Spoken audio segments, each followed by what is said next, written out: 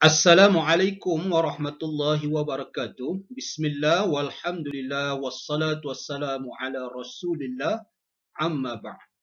Alhamdulillah bertemu lagi kita dalam siri perkongsian. Untuk kali ini tajuknya ialah Al-Ilmul Hadis, pengetahuan makhluk. Jadi melalui tajuk ini kita akan melihat 5 perkara. Yang pertama, pengertian ilmu hadis serta pembahagiannya. Kemudian yang kedua ialah apakah yang dikatakan ilmu tasawur. Yang ketiga, apakah yang dikatakan ilmu tasdiq. Ini kita akan selesaikan pada pertemuan kali ini, iaitu bahagian yang pertama. Seterusnya pada bahagian yang kedua kita akan sambung kepada pembahagian setiap jenis ilmu tersebut. Ada daruri dan juga nazari dan juga pembahasan contoh dan sebagainya. Seterusnya kita akan melihat apakah cara untuk kita sampai kepada ilmu tasawur dan apakah cara untuk kita sampai ke ilmu tasdiq. Itulah 5 perkara yang akan diselesaikan dalam perkongsian berkaitan tajuk Al-Ilmul Hadis ataupun pengetahuan makhluk. Baiklah, kita mulakan dengan tajuk yang pertama, iaitu dalam muka surat 6 buku teks, Al-ilmu indal manatiqah. Ilmu pada sisi ulama mantik. Apakah pengertian ilmu di sisi ulama mantik? Ini adalah persoalan yang penting untuk peperiksaan, kerana persoalan ta'rif ialah perkara yang mesti keluar dalam peperiksaan. Jadi ini merupakan isi yang pertama. Apakah yang dimaksudkan dengan ilmu, pengetahuan pada manatiqah, iaitu ulama mantiq? Mudah saja. Huwa mutlaqul idrak. Dua perkataan saja. Mudah dihafal. Huwa idrak, mutlaqul idrak. Semata-mata tahu. Apabila tahu saja, itulah dinamakan al-ilmu. Kemudian ini habis dah tak pengertian ya. Kemudian kita masuk pada isi yang kecil di bawah isi yang besar ini, ialah persoalan kenapa al-ilmul hadis, ada perkataan hadis. Dikaitkan ilmu dengan perkataan hadis. Di sini tengok, wa quyidal ilmu bil hadis. Dikaitkan ilmu dengan perkataan hadis baharu. Apa tujuan dia? Ataupun kenapa? Nanti ada soalan tanya, kenapa perkataan ilmu dikaitkan dengan hadis? Jadi sifat dengan mausuf. Al-ilmul hadis. Kenapa tak ilmu saja? Jawapan dia ialah hatta yukharriju ilmu Allah Ta'ala. Kerana dengan melalui perkataan hadis ini terkeluarlah ilmu Allah Ta'ala. Terkeluar ilmu Allah Ta'ala. Bermakna dalam ilmu mantik ini, pembahasannya adalah berkait dengan ilmu makhluk. Tidak ada kaitan dengan pengetahuan Allah Subhanahu Wa Ta'ala. Oleh sebab itu, perkataan ilmu dikaitkan dengan hadis. Maksudnya, makhluk yang ada permulaannya. Bila kita sebut hadis, maka terkeluarlah ilmu Allah yang kita belajar dalam akidah. Dia adalah bersifat qadim dan juga ta'alluq inkishaf, makna tersingkap segala-galanya. Berbeza dengan ilmu makhluk, dia bermula dengan pengetahuan tasawur, kemudian diikuti dengan pengetahuan tasdiq, ataupun bermula dengan tidak tahu, barulah diketahui, berperingkat-peringkat. Oleh sebab itulah pembahasan dalam ilmu mantik ini berkaitan dengan ilmu ialah berkait dengan ilmu makhluk, bukan berkait dengan ilmu Allah Ta'ala. Kemudian mungkin soalan dia akan tanya, limaza, kenapa ilmu Allah dikeluarkan daripada pembahasan ini? Kerana ni alasan dia li'annahu munazzahun 'an ittisaf bitasawwur wa tasdiq atau tasdiq. Kenapa ilmu Allah tidak termasuk dalam pembahasan ini? Kerana ilmu Allah munazzahun, makna suci daripada bersifat dengan tasawur, ilmu tasawur dan juga ilmu tasdiq. Kalau kita makhluk ni, dia bermula dengan tasawur, kemudian baru ada ilmu tasdiq. Ataupun boleh dinyatakan sebab yang kedua ialah li'annahu qadim. Mana-mana jawapan adalah diterima. Kerana ilmu Allah itu bersifat dengan qadim. Cuma kena hati-hati, tengok soalan dia nak pertanyaan berkaitan dengan apa. Kalau berkaitan dengan hadis ni, kenapa dikaitkan dengan hadis? Jawapannya hingga sini. Untuk mengeluarkan ilmu Allah. Kalau soalan tanya kenapa ilmu Allah terkeluar, barulah jawapannya li'annahu munazzahun. Ada dua ni, munazzahun 'an ittisab bitasawwur atau tasdiq ataupun li'annahu qadim. Kemudian seperti mana kita tahu dalam maudhu' ilmu mantiq ialah al-ma'lumat. Kita tahu bahawa perkara utama dalam ilmu mantiq ini adalah membahaskan tentang maklumat. Maklumat tu ialah al-ilmu. Al-ilmu itu ialah maklum. Perkara yang maklum tu dipanggil al-ilmu. Jadi ada dua jenis ilmu. Ini isi yang kedua. Isi yang besar lah ini ya. Soalan dia akan tanya, uzkur anwa' ataupun aqsamul ilmi. Ada dua. Tasawur dan juga tasdiq. Apa dia tasawur? Apa dia tasdiq? Kita akan lihat sebentar lagi. Sebagaimana kita tahu, pembahagian ilmu atau pengetahuan dia ada dua. Tasawur dan juga tasdiq. Apakah makna tasawur? Ini penting, isi yang penting dan juga mudah sahaja. Makna tasawur ialah idrakul mufrad. Dua perkataan saja. Mengetahui sesuatu perkataan atau mufrad. Kita dalam bahasa Arab kita mufradat. Maksudnya perkataan-perkataan yang tunggal, bukan berbentuk pernyataan ataupun bukan berbentuk ayat. Bukan berbentuk ayat itu dinamakan mufrad. Yang dikatakan ilmu tasawur ialah apabila kita mengetahui mufrad. Perkara kita mengetahui perkataan-perkataan tunggal tersebut. Apa maksud idrakul mufrad? Usulus surati syai'i fi zihni. Itu nama dia. Idrak min ghairi hukmin alaihi bi isbat au bi nafyin. Iaitu tergambarnya makna sesuatu, bentuk sesuatu pada fikiran tanpa pensabitan sama ada dengan menyabitkan ataupun menafikan. Mensabitkan ataupun menafikan. Kalau ada soalan tanya makna tasawur, kamu boleh menjawab dua jawapan. Yang pertama ini juga boleh menjadi jawapan. Ataupun kamu jawab terus di sini pun boleh. Ataupun jawab dua-dua pun boleh. Yang kedua ni ialah, yang dikatakan idrakul mufrad tu gambaran dia ialah terbentuknya ataupun tergambarnya dalam fikiran kita perkara yang disebut tersebut tanpa ada ayat ataupun tanpa ada pernyataan sama ada mensabitkan ataupun menafikan. Contoh kita sebut sekolah. Itu lafaz sekolah. Dalam fikiran kita akan terbayang ataupun terbentuk makna sekolah itu, iaitu sebuah bangunan untuk belajar. Terbayang dalam fikiran kita. Itu bila ada bayangan tersebut ataupun sampainya makna tersebut dalam fikiran kita, itulah dinamakan tasawur. Kalau kita sebut sesuatu perkataan, tiba-tiba tidak ada bayangan dalam fikiran kita, maka perkara tersebut dinamakan majhul. Majhul tasawur nama dia. Tidak diketahui. Contoh kita sebut perkataan luntuhot. Luntuhot. Kita tak tahu bayangan kan. Cuma kalau orang Banjar dia tahulah itu adalah bermakna lutut.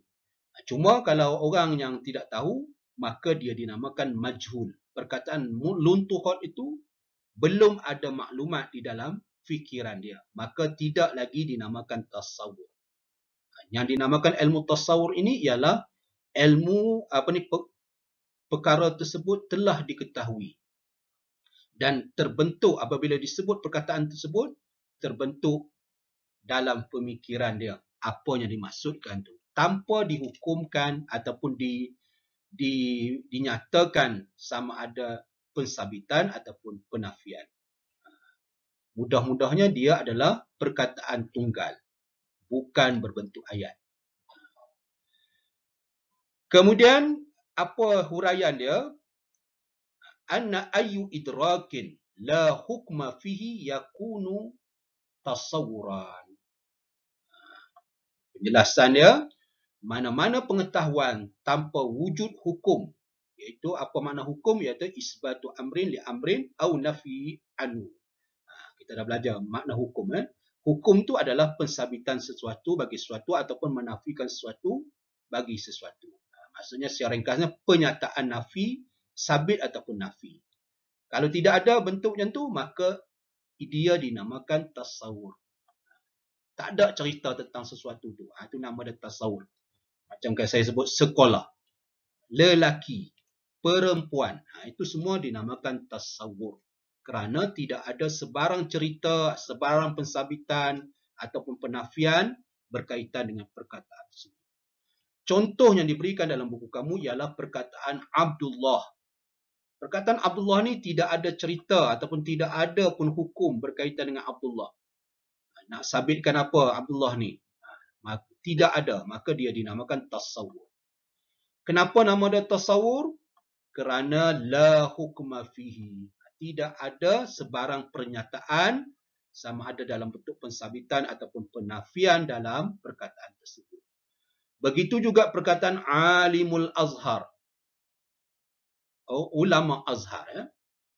Alimul azhar. Orang yang alim al-azhar. Maka walaupun macam ada dua perkataan di sini, tetapi dia masih belum ada pensabitan ataupun penafian. Penyataan berkaitan alimul azhar ni tidak ada. Maka dia dinamakan tasawur. Begitu juga contoh-contoh yang lain, Muhammad, Farsun, kuda. Maka semua perkataan-perkataan yang tunggal, yang bukan berbentuk ayat, dinamakan tasawur. Mudah saja nak kenal. Setelah mana kita tahu apa itu tasawur, sudah tentu kita nak mengetahui apa makna tasdik. Cuma sebelum kita membaca makna tasdik ataupun mengetahui makna tasdik, ada perkara yang perlu kita ketahui sebagai asas sebelum kita mengetahui makna tasdik. Iaitu dalam sesuatu pernyataan ataupun nama dia qadiyah akan terkandung 4 perkara. Contoh yang dibawa ialah Muhammad alimun. Ini adalah dinamakan tasdik sebab berbentuk ayat, pernyataan. Pernyataan di sini berbentuk pensabitan, iaitu kita mensabitkan alim kepada Muhammad. Cuma dalam pernyataan ini kita kena tahu istilah ataupun perkara-perkara yang ada dalam sesuatu ayat tersebut. Yang pertama yang kita tahu ialah mahkum alaih. Ada istilah mahkum alaih. Iaitu kalau dalam berkaitan dengan ayat ini ialah perkataan Muhammad. Kalau dalam bahasa Melayu kita panggil mahkum alaih ini sebagai subjek. Perkara yang bakal diceritakan berkaitan dengan dia. Subjek. Kemudian mahkum bihi. Cerita yang bakal berkaitan dengan subjek tadi dipanggil mahkum bihi. Yang dihukumkan dengannya. Apa yang sama ada kita nak sabitkan ke ataupun menafikan. Contoh dalam ayat tersebut ialah perkataan alim. Jadi perkataan alim ni yang berilmu ni kita sabitkan kepada Muhammad. Mahkum bihi. yang dihukumkan dengannya. Itu perkara yang kedua. Perkara yang ketiga ialah hubungan ataupun ungkapan percakapan tersebut.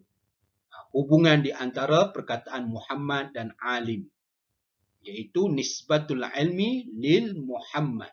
Kita hubungkan perkataan ilmu dengan Muhammad. Itu nama dia nisbah kalamiah. Bila kita cakap tu ada dua perkataan. Muhammad alim. Alim itu diperkatakan berkaitan tentang Muhammad. Itu nama dia nisbah kalamiah. Dan yang keempat ialah yang dinamakan nisbah hukmiah, ataupun perkara itu berlaku ataupun tidak berlaku, ataupun sabit ataupun tidak sabit. Adamu wuqu'iyah. Kalau sabit contohnya Muhammad alimun, itu berlaku. Kalau yang tak berlaku ialah Muhammad laisa bi'alimin. Itu contoh bagi yang adamil wuqu'. Jadi keempat-empat perkara ni kita kena tahu ataupun kena mahir supaya kita dapat mengetahui lebih jelas tentang definisi ataupun takrif tasdik dalam paparan yang akan datang. Setelah mana kita mengetahui istilah-istilah asas yang ada dalam sesuatu pernyataan, ada 4 tu, maka mudahlah untuk kita mengetahui makna tasdik. Cuma dalam memberikan pengertian tasdik ini, ada dua aliran ulama. Yang pertama di sisi hukama, dan satu lagi di sisi Imam Ar-Razi. Kita pergi yang pertama dulu di sisi hukama. Hukama ini merujuk kepada cendekiawan berkaitan dengan ilmu mantik dan juga falsafah. Mereka memberikan pengertian tasdik sebagai huwal hukmu. Mudah saja.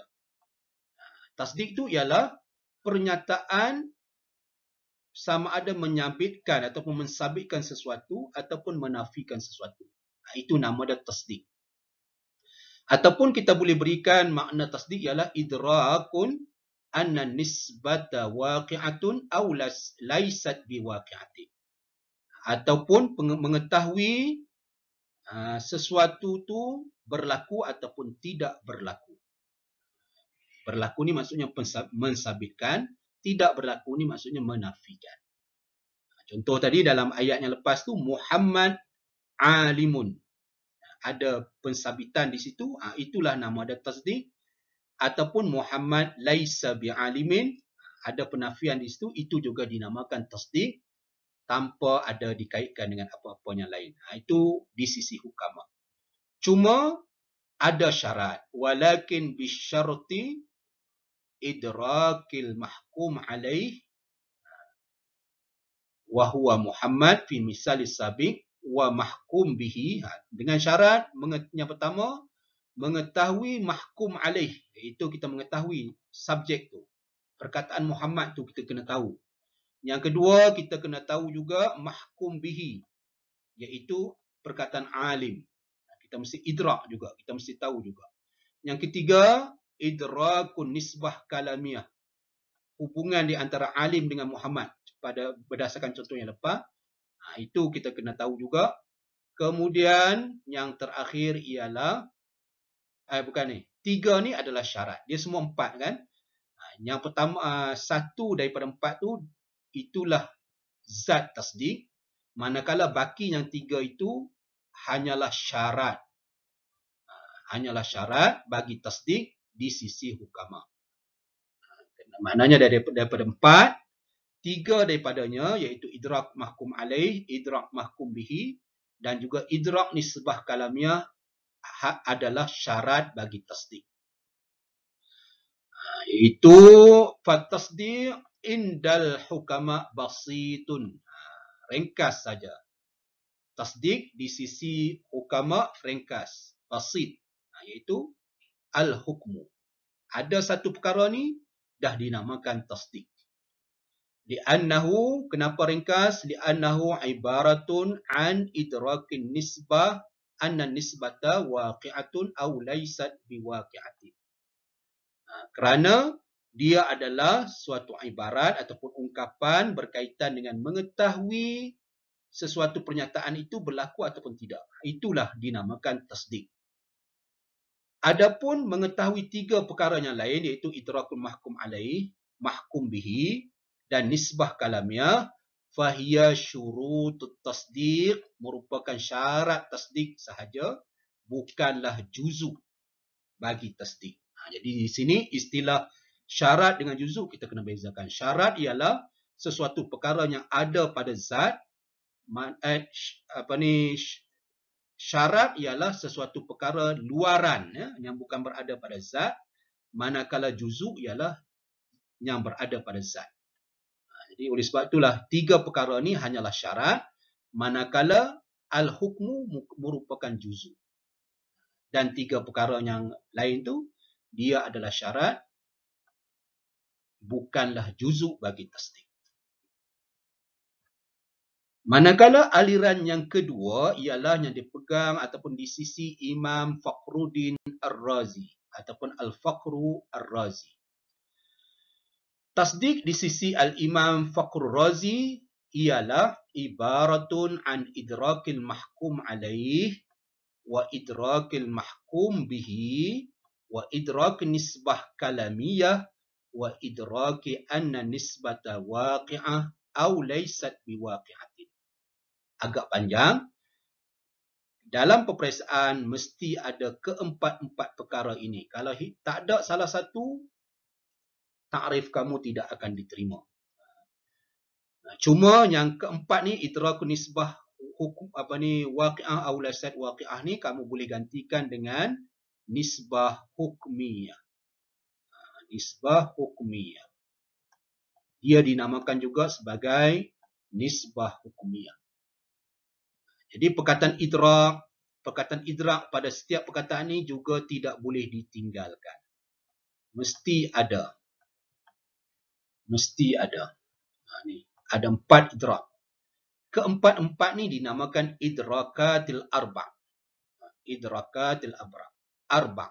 Fahuwa ibaratun an idrakatil arba'. Maka di sini ada dua pilihan jawapan yang kamu boleh bagikan. Ini yang pertama. Ini juga boleh diberikan. Dua.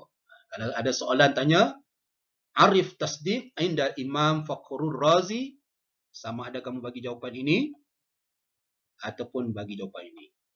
Sama saja. Tapi di sini ringkaslah idrakul arba'. Apa dia idrakul arba' tu? Ialah idrakul mahkum alaih, kita mengetahui subjek. Idrakul mahkum bihi, kita tahu penyataan dia sama ada sabit ataupun nafi. Kemudian kita tahu hubungan percakapan tu. Kemudian kita tahu bahawa berlaku ataupun tidak berlaku.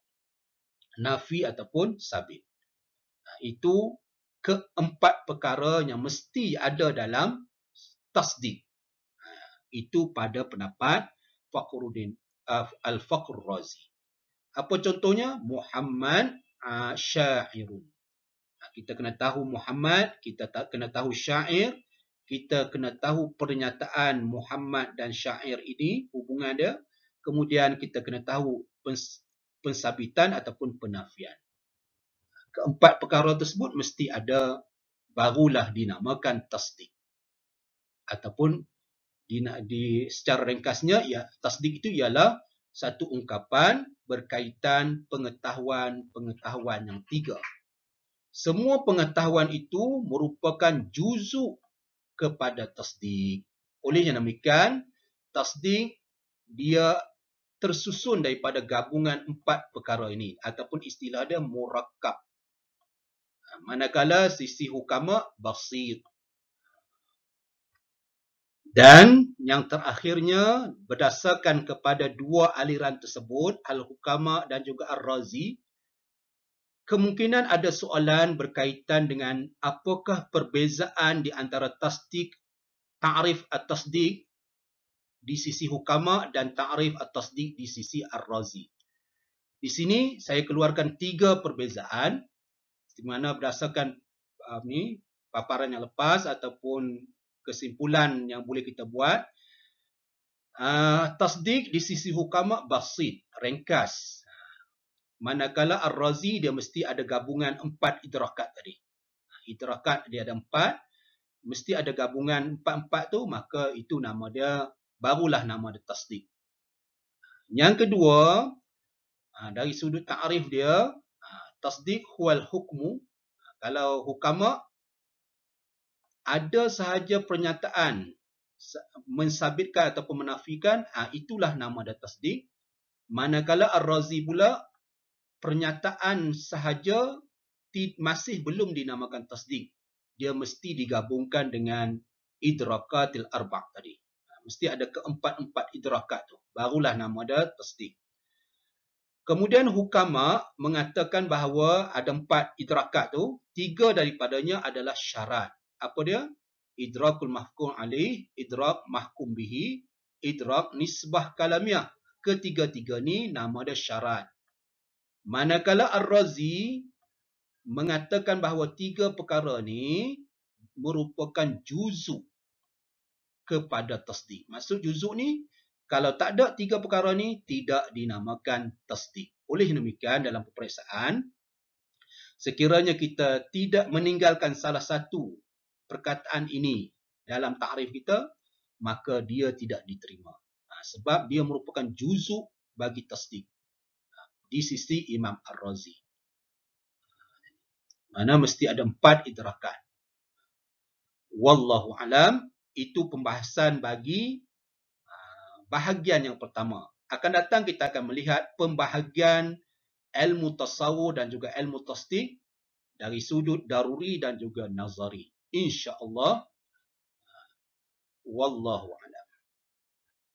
Sehingga kita bertemu lagi ke sambungan ke bahagian 2, saya ucapkan jazakumullah khairan katsira. InsyaAllah kita akan bertemu lagi dalam perkongsian-perkongsian berkaitan dengan tajuk ilmu mantik ini. Moga-moga ia memberi manfaat kepada kita semua insyaAllah. Sekian. Assalamualaikum warahmatullahi wabarakatuh.